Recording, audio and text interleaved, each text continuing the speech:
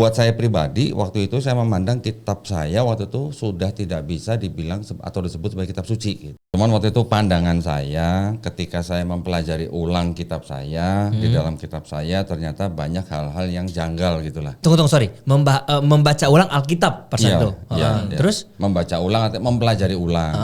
Buat saya pribadi, waktu itu saya memandang kitab saya waktu itu sudah tidak bisa dibilang atau disebut sebagai kitab suci. Gitu. Oke. Itu yang membuat saya akhirnya setelah ini saya baru cari yang lain. Nah, karena kita semua warga negara dilindungi haknya kan kita boleh milih yang mana aja. Betul. Tetapi karena kita dari kecil sudah Kristen tidak jauh dari Islam. Kenapa? Kecil, ya Pak Pendeta ya. Saya dulu kecil mikirnya cuma gini. Karena saya juga tumbuh besar di lingkungan yang orang-orang Islam. Saya cuma mikirnya Islam sama Kristen itu hanya seperti dua orang anak, lain ibu, satu bapak gitu. Oke. Ya, karena kalau kita baca perjanjian lama kan, ya. Ada Abraham, ada Ismail, ada Ishak, ya kan?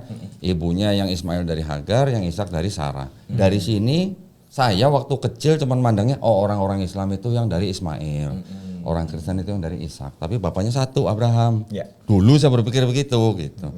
Tapi ternyata setelah kita pelajarin asal usul dari perjanjian lama itu, kemudian asal usul dari perjanjian baru, kemudian macam-macam lah ya, kapan disusunnya, siapa yang menulis, terus ini sebenarnya milik siapa dan sebagainya. Saya akhirnya bisa ngambil kesimpulan, oke, kalau begini agama saya pada waktu itu saya menganggap bahwa kitab saya tidak bisa dikatakan sebagai kitab suci. Oke. Dan akhirnya ketika saya belajar agama-agama yang lain, jatuh pilihan saya pada Islam.